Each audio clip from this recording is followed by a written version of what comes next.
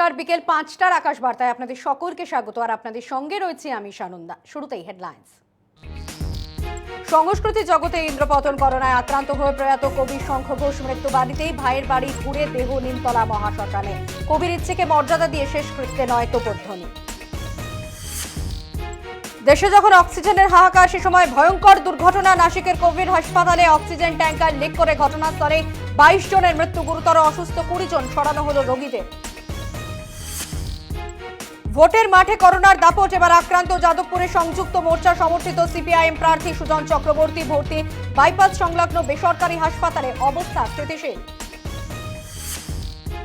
দেশে করোনা সংক্রমণে নতুন রেকর্ড, শেষ 24 ঘন্টায় আক্রান্ত প্রায় 3 লক্ষ, মৃত্যু 2000-এরও বেশি। করোনা নিয়ে বিরোধীদের পরামর্শ কানেও নিচ্ছেন না মোদী, অভিযোগ প্রিয়াঙ্কা গান্ধীর। রাত পোহালেই রাজ্যে ষষ্ঠ দফা ভোট, 4 জেলায় ভোট গ্রহণ। 43 আসনে কেন্দ্রীয় বাহিনীর রুট মার্চ। জগদ্দলে বিজেপি সাংসদ অর্জুন সিং এর বাড়ির সামনে বোমাবাজি, টিটাগড়ে উড়ল ক্লাবের ছাদ। আসছে বিস্তারিত খবরে। করোনা পরিস্থিতিতে অক্সিজেনের অভাব যখন চরমে, ঠিক সে সময় মহারাষ্ট্রের নাসিকে ভয়ঙ্কর দুর্ঘটনা। কোভিড হাসপাতালে অক্সিজেন ট্যাঙ্কার লিক করে বেঘোরে মারা গেলেন 22 জন। 20 জনের অবস্থা আশঙ্কাজনক। পরিস্থিতি মোকাবিলায় ঘটনাস্থলে গেছে দমকল ও বিপর্যয় মোকাবিলা বাহিনী।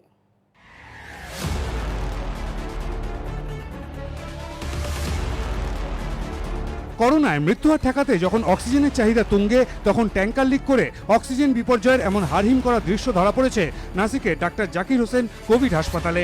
এমন ভয়ানক বিপর্যয় ইতিমধ্যেই হাসপাতালের ভেন্টিলেশনে থাকা অন্তত 22 জন রোগীর মৃত্যু হয়েছে বলে জানা যাচ্ছে। আশঙ্কাজনক অবস্থা আরও 20 জন রোগীর। মৃতের সংখ্যা আরও বাড়তে পারে বলে আশঙ্কা। হাসপাতাল সূত্রে খবর, এই মুহূর্তে 171 জন করোনা আক্রান্ত রোগী ভর্তি রয়েছেন হাসপাতালে। দুর্ঘটনার জেরে অক্সিজেন পরিষেবায় ব্যাঘাত ঘটায় চিকিৎসক থেকে স্বাস্থ্যকর্মীরা একযোগে ঝাঁপিয়ে পড়েন রোগীর জীবন বাঁচাতে। ছোট ছোট অক্সিজেন সিলিন্ডার বেডের পাশে রেখে চেষ্টা চালানো হচ্ছে রোগীদের অক্সিজেন পরিষেবা স্বাভাবিক রাখার। ট্যাঙ্কার লিক বিপর্যয় ঠেকাতে ঘটনাস্থলে চেষ্টা চালাচ্ছে দমকলের 4টে ইঞ্জিন ও বিপর্যয় মোকাবিলা বাহিনী। প্রাথমিক তদন্তে অনুমান, ট্যাঙ্কারের ভালভে সমস্যা থাকায় অক্সিজেন ভরার সময় আচমকাই তা লিক করতে থাকে। মুহূর্তেই পরিস্থিতি আয়ত্তের বাইরে চলে যায়। গোদের ওপর বিস্ফোরার মতন মহারাষ্ট্রের নাসিকের এই দুর্ঘটনার খবর ছড়াতেই কান্নায় ভেঙে পড়েন রোগীর আত্মীয় পরিজনেরা। করোনার দ্বিতীয় ঢেউয়ে এমন বেসামাল পরিস্থিতিতে চোখের সামনে এমন অক্সিজেন বিপর্যয়ের দৃশ্য দেখে শিউরে উঠে দীর্ঘশ্বাস ফেলছেন সাধারণ মানুষ।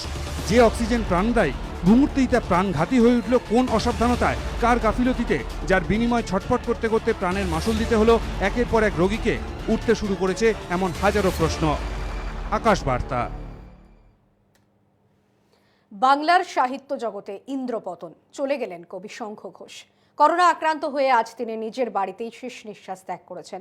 কবির ইচ্ছেকে মর্যাদা দিয়ে তোপধ্বনি ছাড়াই শেষকৃত্য হয়েছে নিমতলা মহাশ্মশানে।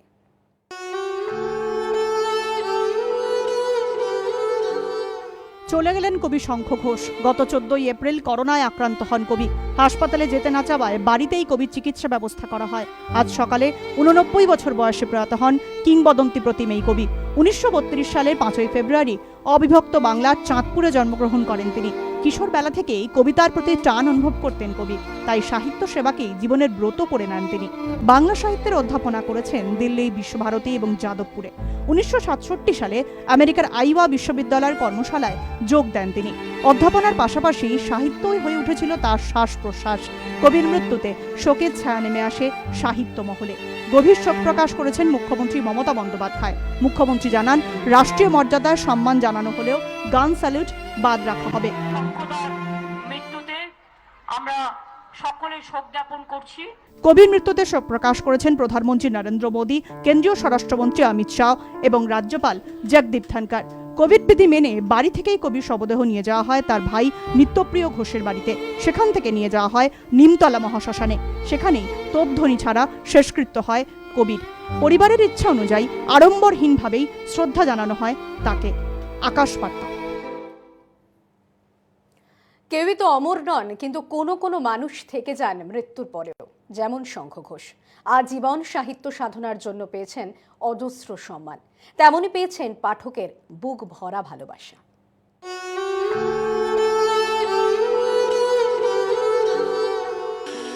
আর দেখি তোমার শরীর নেই, তোমার আত্মাও আজ ঢেকে গেছে ঘাসে। প্রতিটা চলে যাওয়াই শূন্যতা, প্রতিটা মৃত্যুই খালি করে যায় নিজস্ব জায়গা।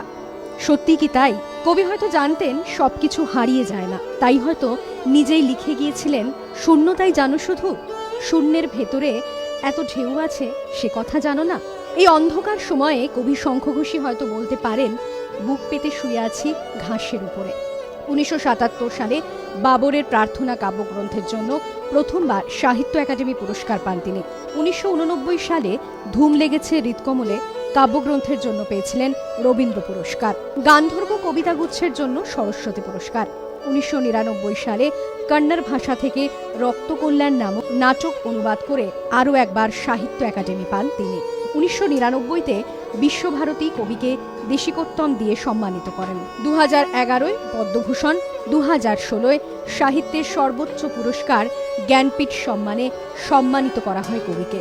রবীন্দ্রনাথ জীবনানন্দ, শক্তি সুনীলের পর শঙ্খধ্বনি ছিল বাংলা সাহিত্যে এক অনস্বীকার্য অবদান, যে স্বর পৌঁছে যায় আমজনতার চৌকাঠে। কবি জয় গোস্বামীর কথায়, বাংলা সাহিত্য জগতে তিনি ছিলেন মহা বটবৃক্ষের মতো। আজ তার পতন ঘটল। এমন এক সময়ে, এমন এক অসুস্থতায় কবি চলে গেলেন যেখান থেকে হয়তো ফিরতেই চেয়েছিলেন তিনি। সে কবে তিনি লিখেছিলেন, ভাবি আমার মুখ দেখাবো, মুখ ঢেকে যায় বিজ্ঞাপনে। মুখ ঢাকাই থাকলো কবির, তবু রয়ে গেল তার অসংখ্য কাব্যগ্রন্থ, প্রবন্ধ, রবীন্দ্র গবেষণার বহু লেখা। আকণ্ঠ কলঙ্কে বুঝি দুঃখ উঠেছিল কত দূর, আজ নেমে গেছে সব। আকাশ বার্তা। ছিন্ন শ্বাসগুলি মনে রাখো। এখনই লকডাউনের পথে হাঁটবে না বাংলা, জানিয়ে দিলেন মুখ্যমন্ত্রী মমতা বন্দ্যোপাধ্যায়। আজ মালদা থেকে তিনি প্রশাসনিক বৈঠক করেন। মমতা বলেন, রাজ্যে ইতিমধ্যে 93 লক্ষ টিকা দেওয়া হয়েছে, আরও 1 কোটি ভ্যাকসিন চাওয়া হয়েছে কেন্দ্রের কাছ থেকে। লকডাউন আমি ভাবছি না, লকডাউন ভেবে নেই। এমনিতে লোক 1 বছর ধরে সব বিজনেস সব মার, এমনকি হকার থেকে শুরু করে, বেকার থেকে শুরু করে, যারা দুমুটো করে খায়, সবার অবস্থা খুব খারাপ। সবাই সাবধানে থাকুক এটা আমরা বলবো, মাস্ক পরুক এটা আমরা বলবো, কিন্তু আমি এটা বলবো না কাজকর্ম বন্ধ করে ঘরে বসে। যারা আইসোলেশনে থাকবে সেটা থাকবে, যদি কোভিড হয়ে থাকে নিশ্চয়ই যত্ন করবে নিজেকে। করোনা আক্রান্ত হয়ে হাসপাতালে ভর্তি হলেন যাদবপুর বিধানসভা কেন্দ্রের বাম প্রার্থী সুজন চক্রবর্তী। বুধবার সকালে তার করোনা রিপোর্ট পজিটিভ আসে। এ নিয়ে রাজ্যের বেশ কয়েকজন প্রার্থী করোনা আক্রান্ত হলেন, মৃত্যু হয়েছে 2 জনের। করোনা আক্রান্ত হলেন চলতি বিধানসভা নির্বাচনের আরও এক প্রার্থী। যাদবপুরের মোর্চা সমর্থিত বাম প্রার্থী সুজন চক্রবর্তীর করোনা রিপোর্ট পজিটিভ আসে বুধবার সকালে। বুকের সিটি স্ক্যান করার পর চিকিৎসকদের পরামর্শে তাকে ভর্তি করা হয় বাইপাসের ধারের এক বেসরকারি হাসপাতালে। শরীরে মৃদু করোনা উপসর্গ থাকলেও সুজন চক্রবর্তী আপাতত স্থিতিশীল বলেই জানাচ্ছেন চিকিৎসকরা। করোনার দ্বিতীয় ঢেউয়ে ইতিমধ্যেই রাজ্যের বেশ কয়েকজন প্রার্থী আক্রান্ত হয়েছেন। শামসেরগঞ্জের কংগ্রেস প্রার্থী রেজাউল হক ও জঙ্গিপুরের আরএসপির প্রার্থী প্রদীপ নন্দীর মৃত্যু হয়েছে করোনায়। ভোট গ্রহণ পিছিয়ে দেওয়া হয়েছে ওই কেন্দ্রগুলিতে। তবে সুজন চক্রবর্তীর কেন্দ্রে ভোট গ্রহণ সম্পন্ন হয়েছে গত 10ই এপ্রিল। চুঁচুড়া তৃণমূল প্রার্থী অসিত মজুমদারও গত সপ্তাহে আক্রান্ত হয়েছেন করোনায়। মমতা বালা ঠাকুর করোনায় আক্রান্ত হয়ে ভর্তি হয়েছেন হাসপাতালে। করোনায় কাবু সিপিআইএম পলিট ব্যুরো সদস্য হান্নান মোল্লা ও নীলোৎপল বসু। যদিও প্রচারে বিরাম নেই রাজনৈতিক দলগুলির। আকাশ বার্তা। দেশে দৈনিক করোনা সংক্রমণ আরও বাড়ল, সঙ্গে বাড়লেও মৃত্যু। শেষ 24 ঘন্টায় নতুন আক্রান্তের সংখ্যা 3 লক্ষের কাছাকাছি পৌঁছে গিয়েছে। মৃত্যু হয়েছে 2000-এর বেশি মানুষের। আমাদের রাজ্যে দৈনিক সংক্রমণ দাঁড়িয়ে রয়েছে 10,000-এর দোরগোড়ায়। দেশ যে কোন অবস্থায় দাঁড়িয়ে তা এই ছবিটাই বলে দিচ্ছে। আহমেদাবাদের সরকারি হাসপাতালের সামনে করোনা রোগী নিয়ে সার বেঁধে দাঁড়িয়ে অগুন্তি অ্যাম্বুলেন্স, কিন্তু বেডের অভাব। এ হাসপাতাল থেকে ও হাসপাতালে ছুটে বেরিয়েও ন্যূনতম চিকিৎসা মিলছে না।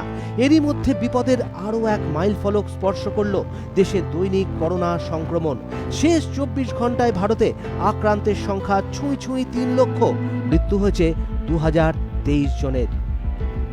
অসহায় যেমন রোগীরা, ঠিক সেরকমই দশা চিকিৎসকদেরও। বেডের অভাব আর অক্সিজেনের অভাবে চিকিৎসা দিতে না পেরে মুম্বাইয়ে তৃপ্তি গিলাদা নামের এক চিকিৎসক চোখের জলে বলেছেন, এমন অবস্থা যে দেখতে হবে তা দুঃস্বপ্নেও ভাবিনি। मुझे इतना हेल्पलेस और लाचार कभी फील नहीं हुआ है। We have to literally manage patients at home with oxygen. And this is not something we are enjoying. So I really want all of you to follow a few things that I really am requesting you to follow. First, आप लोग please safe रहो। अगर आपको लग रहा है कि आपको 1 साल से कोरोना नहीं हुआ है इसलिए आप कोई सुपर हीरो हो या आपकी इम्यूनिटी बहुत अच्छी है और आपको ऐसे कुछ नहीं होगा, तो आप गलत फहमी में हो। সত্যি এ এক ভয়ঙ্কর অবস্থা। কোভিডে মৃত্যু এতই বেড়েছে যে দিল্লির শ্মশানে দীর্ঘ লাইন, প্রিয় মানুষটার শেষকৃত্যের জন্য অপেক্ষা করতে হচ্ছে ঘন্টার পর ঘন্টা।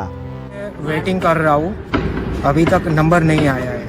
অন্য রাজ্যগুলোর অবস্থা দেখার আগে এবার আমরা চোখ রাখবো পশ্চিমবঙ্গের দিকে। শেষ 24 ঘন্টায় আক্রান্ত প্রায় 10,000, মৃত্যু 46 জনের। মহারাষ্ট্রে 62,000-এর উপরে, দিল্লি 28,000 ছাড়িয়েছে, উত্তরপ্রদেশ 29,000-এর উপরে। কিন্তু করোনার দ্বিতীয় তরঙ্গ যে আসতে পারে সেটা তো আগেই জানা ছিল। কেন সময় থাকতে হাসপাতালে বেড বাড়ানো হলো না? কেন বাড়ানো হলো না অক্সিজেনের যোগান? আজ জীবন দিয়ে প্রশাসনিক ব্যর্থতার মাসুল গুনতে হচ্ছে সাধারণ মানুষকে। আকাশ বার্তা। করোনা পরিস্থিতি নিয়ে বিরোধী দলগুলোর পরামর্শ কানেও তুলছেন না প্রধানমন্ত্রী নরেন্দ্র মোদী, অভিযোগ করলেন কংগ্রেসের সাধারণ সম্পাদক প্রিয়াঙ্কা গান্ধী। করোনাকালে নাকি বিরোধীদের কথা শুনতেই চাইছেন না প্রধানমন্ত্রী নরেন্দ্র মোদী। দিন কয়েক আগেই তাকে পরামর্শ দিয়ে প্রাক্তন প্রধানমন্ত্রী মনমোহন সিং টিকা বন্টনে ব্লুপ্রিন্ট তৈরির উপর গুরুত্ব দিয়েছিলেন। বলেছিলেন কোন সংস্থার কাছ থেকে কত ভ্যাকসিন মিলবে তার তালিকা প্রকাশ্যে আনা উচিত কেন্দ্রের। কিন্তু তাতে কান দেননি মোদী। এ নিয়ে সুর চড়ালেন প্রিয়াঙ্কা গান্ধী। মোদীর উদ্দেশ্যে তিনি বললেন, মনমোহন সিং যখন কিছু বলছেন তখন তা গুরুত্ব দিয়ে শুনুন। মনে রাখবেন উনি 10 বছর প্রধানমন্ত্রী ছিলেন। যদিও মনমোহনকে লক্ষ্য করে কটাক্ষ ভেসে আসছে গেরুয়া শিবির থেকে। কেন্দ্রীয় স্বাস্থ্যমন্ত্রী হর্ষবর্ধনের কথায় কেন্দ্রকে পরামর্শ না দিয়ে বরং নিজের দলকে পরামর্শ দিন মনমোহন সিং। এরপরই পাল্টা আক্রমণে নেমে মোদী সরকারকে বিঁধেছেন প্রিয়াঙ্কা। বলেছেন পাক চট সংস্থার সঙ্গেও দরকারে আলোচনা করতে পারে মোদী সরকার, কিন্তু বিরোধীদের সঙ্গে তারা আলোচনা করছে না। এদিকে করোনা সংকট সামলাতে গতকালের ভাষণে বাড়ি থাকার উপর জোর দিয়েছেন প্রধানমন্ত্রী নরেন্দ্র মোদী। जब जरूरी हो तभी बाहर निकले, कोविड अनुशासन का पूरा पालन करें। একদিকে দেশবাসীকে বাড়ি থাকতে বলছেন প্রধানমন্ত্রী, অন্যদিকে আগামী 23 তারিখ একই দিনে তিনি রাজ্যের 4 জায়গায় জনসভা করবেন। তবে কি করোনা সংকটের চেয়েও ভোটকে বেশি গুরুত্ব দিচ্ছেন মোদী? এ প্রশ্ন উঠে গেছে অনিবার্যভাবে। আকাশ বার্তা। করোনা মোকাবিলা করতে ব্যর্থ মোদী সরকার, আজ অভিযোগ জানালেন তৃণমূল কংগ্রেস সাংসদ ডাক্তার শান্তনু সেন। দেশে রেকর্ড সংখ্যক করোনা সংক্রমণের জন্য কেন্দ্রীয় সরকারকে দায়ী করছে তৃণমূল কংগ্রেস। সংক্রমণ ঠেকাতে শেষ 3 দফার ভোট 1 দফায় করার দাবি জানিয়েছিল তারা। আজ তৃণমূল সাংসদ ডাক্তার শান্তনু সেন বলেন, সংক্রমণ ঠেকাতে যুক্তরাষ্ট্রীয় কাঠামোকে গুরুত্ব দিয়ে রাজ্যগুলির সঙ্গে কেন্দ্রের আলোচনা করা উচিত। করোনা মোকাবিলায় ভারত সরকারের সার্বিক ব্যর্থতা, উদাসীনতা, ফেডারেল স্ট্রাকচারকে গুরুত্ব না দিয়ে রাজ্যগুলোর সাথে আলোচনা না করা, তাই ফেডারেল স্ট্রাকচারকে গুরুত্ব দিয়ে সমস্ত রাজ্যগুলোর সাথে আলোচনা করে সেই রাজ্যগুলোকে স্বাধীনতা দিয়ে হ্যান্ডেল করা উচিত ছিল, যেটা পারেনি, যার ফলে ভারতবর্ষের মানুষকে প্রতি মুহূর্তে আজকে এই মাসুল গুনতে হচ্ছে। তৃণমূলের দাবি, ভোট প্রচারে প্রধানমন্ত্রী নরেন্দ্র মোদী ও স্বরাষ্ট্রমন্ত্রী অমিত শাহ রাজ্যের রেকর্ড সভা করেছেন। এই বিপুল জমায়েতের ফলে সংক্রমণ বাড়ছে। আকাশ বার্তা। এবার থেকে রাজ্য সরকারগুলোকে 400 টাকায় প্রতি ডোজ কোভিশিল্ড দেবে সেরাম। কেন্দ্র পাবে 150 টাকাতেই। এছাড়া বেসরকারি হাসপাতালগুলিকে প্রতি ডোজ টিকা দেবে 600 টাকা দামে। সেরাম অবশ্য জানিয়েছে অন্যান্য সংস্থার থেকে তাদের প্রতিষেধক অনেকটাই সস্তা। আগামী 1 মে থেকে 18 বছরের ঊর্ধ্বে সবাইকে টিকা দেওয়ার কথা ঘোষণা করেছে কেন্দ্র। এরই মধ্যে সিরাম ইনস্টিটিউট জানিয়ে দিল তারা রাজ্যগুলিকে প্রতি ডোজ কোভিশিল্ড টিকা বিক্রি করবে 400 টাকায়। কিন্তু কেন্দ্র প্রতি ডোজ টিকা আগের মতো নির্ধারিত মূল্য অর্থাৎ 150 টাকাতেই পাবে। অন্যদিকে বেসরকারি হাসপাতালগুলিকে প্রতি ডোজ টিকা কিনতে হবে 600 টাকায়। তবে 150 টাকাতে আগেই লাভ রাখছিল সেরাম ইনস্টিটিউট। এখন রাজ্যগুলিকে 400 টাকায় এবং বেসরকারি হাসপাতালগুলিকে 600 টাকায় টিকা বিক্রি করলে ব্যাপক লাভ করবে সেরাম, এমনটাই ধারণা বিশেষজ্ঞ মহলে। তবে বিশ্বের অন্যান্য দেশের করোনা প্রতিষেধকের দাম উল্লেখ করে সেরাম দাবি করেছে তাদের ভ্যাকসিনের দাম তুলনায় অনেকটাই কম। আমেরিকার ভ্যাকসিনের প্রতি ডোজের দাম ভারতীয় মুদ্রায় 1,500 টাকা, রাশিয়ান ভ্যাকসিনের প্রতি ডোজের দাম ভারতীয় মুদ্রায় 750 টাকা, এমনকি চীনা ভ্যাকসিনেরও প্রতি ডোজের দাম ভারতীয় মুদ্রায় 750 টাকা। কেন্দ্র এখন খোলা বাজারে ভ্যাকসিন বিক্রির সবুজ সংকেত দিয়েছে, কিন্তু ভারতের মতো জনবহুল দেশে সবাইকে টিকা দেওয়া এক বিশাল কর্মযজ্ঞ। প্রশ্ন উঠছে 45 বছরের বেশি বয়সীদের ভ্যাকসিন দিতে গিয়ে যেখানে আকাল তৈরি হচ্ছে, সেখানে 18 বছরের বেশি বয়সীদের জন্য পর্যাপ্ত ভ্যাকসিন আছে তো? আকাশ বার্তা। দেশে করোনা আক্রান্তের সংখ্যা বাড়ছে দ্রুত গতিতে, আর সেই আতঙ্কে অনির্দিষ্টকালের জন্য বন্ধ হলো মেদিনীপুর মেডিকেল কলেজ। অন্যদিকে করোনা সংক্রমণের জন্য শালবনী ট্যাক্সের নোট ছাপানোর কাজ বন্ধ রাখা হয়েছে 4 দিনের জন্য। করোনা আতঙ্কে জেরে এবার বন্ধ হয়ে গেল মেদিনীপুর মেডিকেল কলেজ। পরিবর্তে পড়ুয়াদের জন্য শুরু হবে অনলাইন ক্লাস। মেদিনীপুরে করোনা আক্রান্তের সংখ্যা বাড়ছে দ্রুত গতিতে, তাই অনির্দিষ্টকালের জন্য বন্ধ করা হলো কলেজ।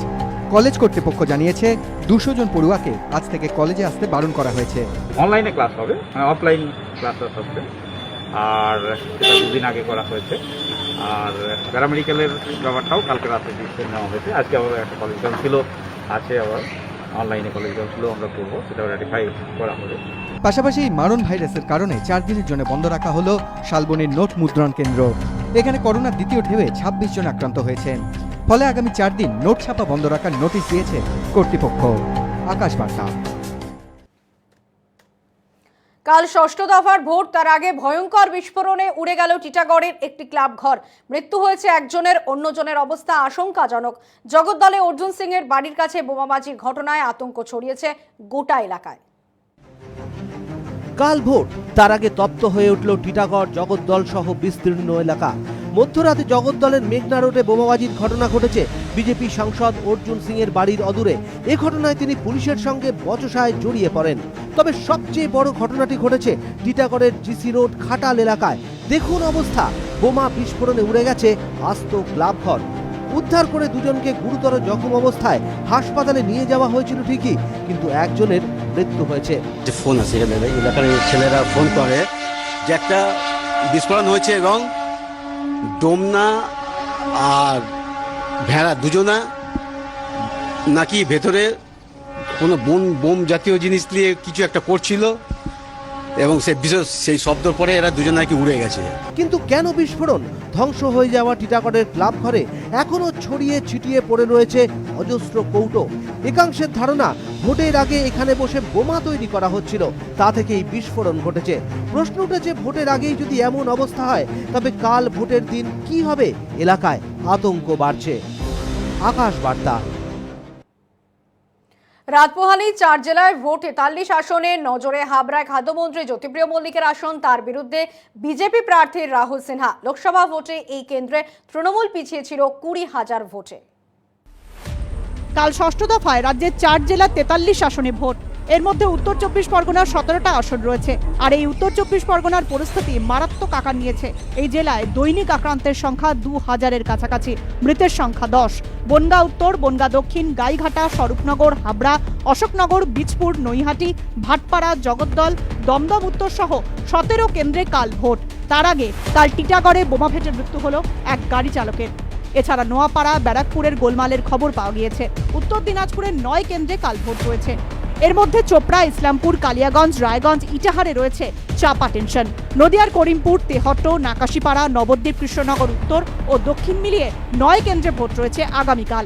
এছাড়া পূর্ব বর্ধমানের ভাতার, কাটোয়া, কেতুগ্রাম, আউশগ্রাম সহ রয়েছে 8 কেন্দ্রের ভোটও। তবে উত্তর 24 পরগনার হাবড়া কেন্দ্রের দিকে এখন সকলের দৃষ্টি। এখানে খাদ্যমন্ত্রী জ্যোতিপ্রিয় মল্লিকের বিরুদ্ধে বিজেপি প্রার্থী রাহুল সিনহা। গত 2বারের মন্ত্রী জ্যোতিপ্রিয় এবারেও জয়ের ব্যাপারে যথেষ্ট আশাবাদী, কিন্তু গত লোকসভা ভোটে তৃণমূল এখানে প্রায় 20,000 ভোটে পিছিয়ে ছিল। ফলে এবারে এই কেন্দ্র যথেষ্ট চিন্তার শাসক দলের কাছে। আকাশ বার্তা। এখন একটা বিরতি, অন্যান্য খবর নিয়ে ফিরছে, সঙ্গে থাকুন।